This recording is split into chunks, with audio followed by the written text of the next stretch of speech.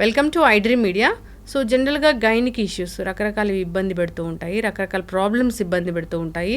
So నెలసరిలో ఎక్కువ bleed అవ్వడము, నొప్పి రావడము, అంతేకాదు వైట్ డిశ్చార్జ్ అవ్వడము, సో పీరియడ్ మధ్యలో బ్లీడింగ్ అవ్వడం, ఇలా కూడా ఇబ్బంది పెడుతూ ఉంటుంది. ఈ ప్రాబ్లమ్స్ గురించి అసలు ఆయుర్వేద శాస్త్రం ఏం చెప్తుంది, వివరాలు తెలుసుకుందాం. మనతో పాటు ఉన్నారు ప్రముఖ ఆయుర్వేద వైద్య నిపుణులు డాక్టర్ సుబ్రహ్మణ్యం గారు from Amrutham ayurvedic hospital, Dilsukh Nagar. Doctor గారు నమస్తే అండి. నమస్తే అమ్మా. డాక్టర్ గారు, అనేక రకాల అనారోగ్య సమస్యలు ఆయుర్వేద వైద్యంలో ఎటువంటి ట్రీట్మెంట్స్ ఉన్నాయి, రాకుండా జాగ్రత్తలు అంటే చెప్తూ ఉన్నారు మీరు. అయితే విమెన్లో వచ్చే గైనిక్ ఇష్యూస్, దీని గురించి కూడా ఆయుర్వేద శాస్త్రంలో చెప్పబడిందా? ఈ పీరియడ్స్ సమయంలో పెయిన్ కానీ, హెవీ బ్లీడింగ్ కానీ, సో వైట్ డిశ్చార్జ్ కానీ, వీటి గురించి ఏం చెప్తారు అసలు? చూడండి, నేను ఈ మధ్య ఒక 3-4 ఎపిసోడ్లు చూశాను, పేపర్లో వచ్చే న్యూస్లు చూసా. ఒక అమ్మాయి నెలసరిలో వచ్చే కడుపు నొప్పికి తట్టుకోలేక ఆ అమ్మాయి బాగా మానసికంగా ఇబ్బంది పడి ఎక్కడో సూసైడ్ చేసుకుందని చాలా రోజుల క్రితం ఒక న్యూస్ చూశాను. అలాగే ఒక అమ్మాయికి ఆ యొక్క ప్రాబ్లం అంటే నెలసరిలో పెయిన్ రావడం, ఫైబ్రాయిడ్స్ ఉంది అని చెప్పనేసి అనడం, తర్వాత ఇంకా గైనిక్ సమస్య అంటే ఓవర్ బ్లీడింగ్ ఉంది అని చెప్పనేసి ఆ అమ్మాయికి అలాగే ఉండి పెళ్లి చేయడం వల్ల తర్వాత ఆ అమ్మాయికి చాలా రకాల సమస్యలు వస్తున్నాయని చెప్పని వాళ్ళ హస్బెండ్ వీటిని అన్నింటినీ ప్రాపర్గా ట్రీట్ చేయలేక అతను అసలు ఈ జీవితం ఏంటి ఇలా అయిందని చెప్పని అతను వెళ్ళి సూసైడ్ చేసుకోవడం. ఇంకొక అమ్మాయి అసలు ఈ సమస్యల కోసం సర్జరీ చేసుకున్నాను, సర్జరీ చేసుకోవాల్సిన పరిస్థితి ఉంది, చేసుకోవడం వల్ల చాలా రకాల సమస్యలు వచ్చాయి, యూట్రస్లో ఫైబ్రాయిడ్స్ ఉండడం వల్ల చాలా ఇబ్బంది పడ్డాము అని చెప్పడం.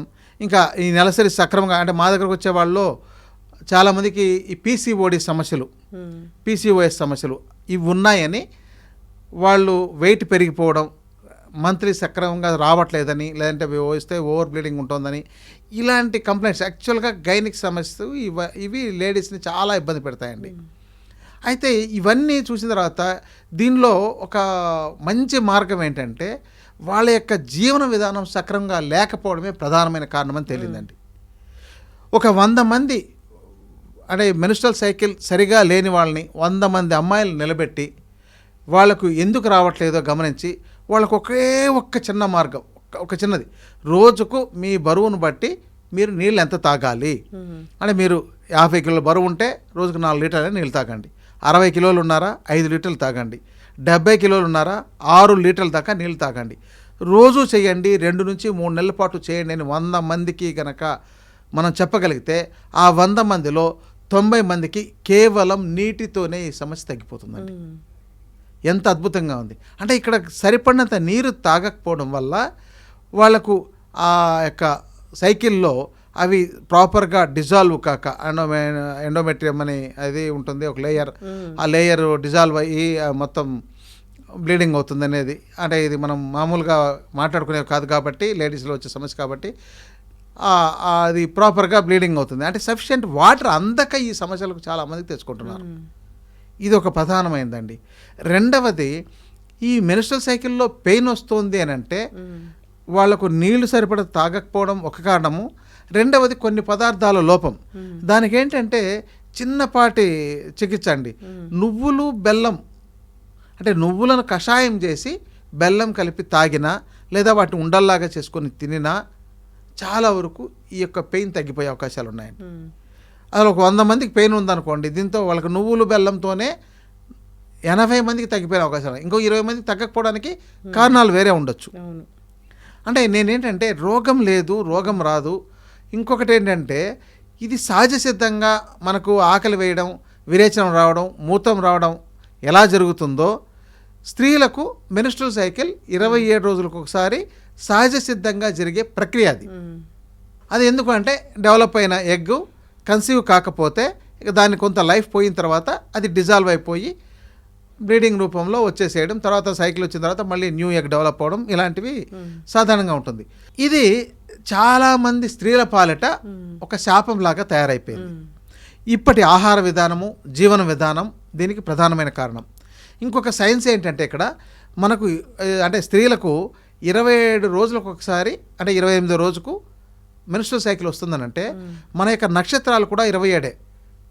ఆ 27 తర్వాత 28 మళ్ళీ 28వ రోజున కొత్త నక్షత్రం వస్తుందన్నమాట. అంటే మొదటి నక్షత్రం మళ్ళీ వస్తుంది. అంటే ఈ ఒక్కసారి రేవతి నక్షత్రంలోనో స్వాతి నక్షత్రంలోనో దేంతో పునర్వసు నక్షత్రంలోనో వాళ్ళకు మెన్స్ట్రువల్ సైకిల్ అయిందంటే ప్రతి నెల అలాగే అవుతున్నట్లయితే వాళ్ళ యొక్క జీవన విధానం బాగుంది అని అర్థం. లేకపోతే వాళ్ళ జీవన విధానం సరిగా లేక వాళ్ళది డిస్టర్బ్ చేయడం వల్ల ఇలాంటి సమస్యలు వచ్చే అవకాశాలు ఉన్నాయని. ఇక దీంతో చాలామంది ఈ యవ్వనంగా ఉండే స్త్రీలు ముఖ్యంగాను వాళ్ళు మెచ్యూర్ అయిన 12 ఏళ్ళు 13 ఏళ్ళ దగ్గర నుంచి 20-25 ఏళ్ళ దాకా వాళ్ళ ఎడ్యుకేషన్లో చాలామంది ఇబ్బంది పడుతుండే వాళ్ళు ఉన్నారు. ఇక్కడ ఏంటంటే ఆహారము కొన్ని రకాల ద్రవ్యాలని తీసుకోవడం ద్వారా ఈ యొక్క సమస్యను చాలా బాగా పరిష్కరించుకోవచ్చు.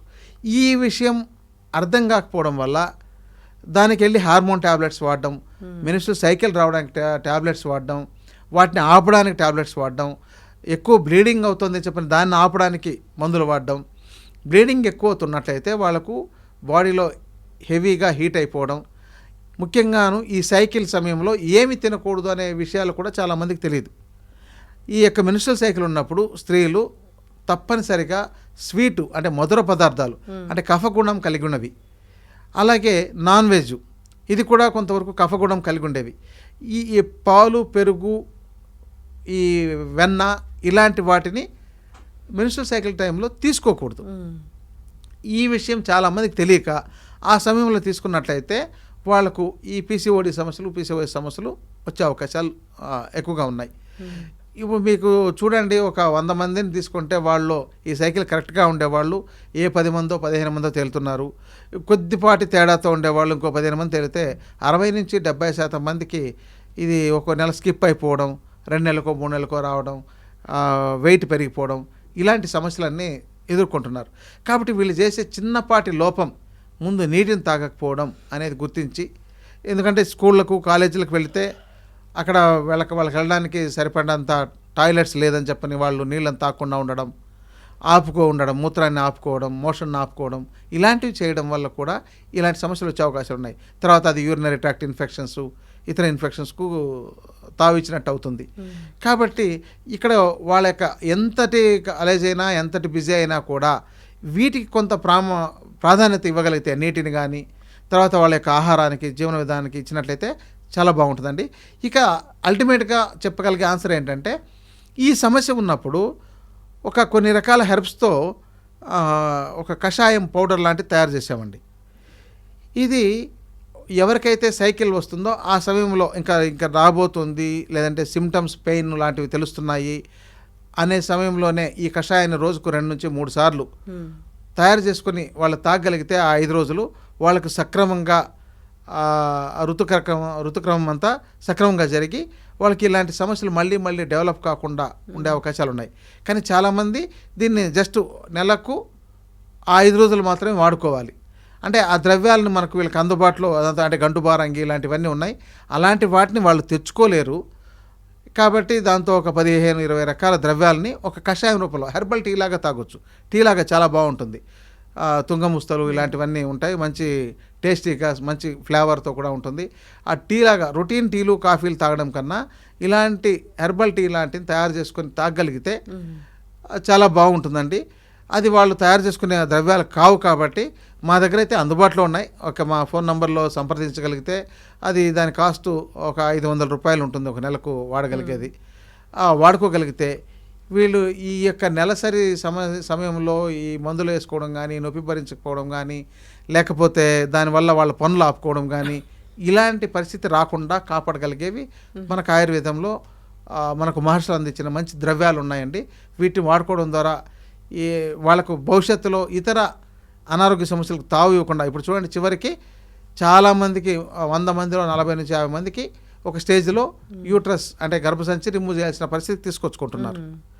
ఇలాంటి పరిస్థితులు రాకుండా కాపాడుకోవచ్చు. ఇంకా దాంతో క్యాన్సర్స్ రావడం అని ఇంకా చెప్పాల్సిన పని లేదు, వెయిట్ పెరగడం అని, తర్వాత వాళ్ళకు వైట్ డిశ్చార్జ్ లాంటివి అంటే లుకోరియా అంటారు, ఇలాంటివి రావడం, ఆయుర్వేదంలో శ్వేతప్రదర అంటారు, ఇలాంటి సమస్యలు రావడం, తర్వాత దాంతో ఇన్ఫెక్షన్ రావడం, ఇక కడుపులో నొప్పి రావడం, వాళ్ళ యొక్క మానసికంగా శారీరకంగా నాకేవో సమస్యలు ఉన్నాయని చెప్పని బలహీనపడిపోవడం, వాళ్ళ యొక్క మూడ్స్ మారిపోవడం, దాంతో రకరకాల ఆలోచనలు వాళ్ళు ఎలా తప్పుడు నిర్ణయాలు కొన్ని తీసుకోవడం, ఇలాంటివన్నీ జరిగే అవకాశాలు లేకుండా కాపాడుకోవచ్చండి.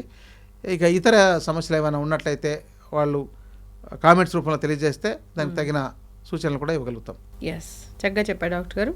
ఆయుర్వేద శాస్త్రంలో దీనికి చక్కటి మెడిసిన్స్ ఉన్నాయి, హెర్బ్స్ ఉన్నాయి. ఆ కషాయాన్ని తీసుకోవడం వల్ల నొప్పులు, ఇలాంటి పీరియడ్స్ సమస్యలు, బ్లీడింగ్ ఇష్యూస్ అనేవి తగ్గించుకోవచ్చు. సో డాక్టర్ల పర్యవేక్షణలో తీసుకుంటే కనుక చక్కటి ఫలితాలు అనేవి వస్తాయి. సో ఇబ్బంది పడుతున్న వాళ్ళు ఒకసారి కాంటాక్ట్ చేయాలని కోరుకుందాం డాక్టర్ గారు. చాలా చక్కటి ఇన్ఫర్మేషన్ అండి. నమస్తే.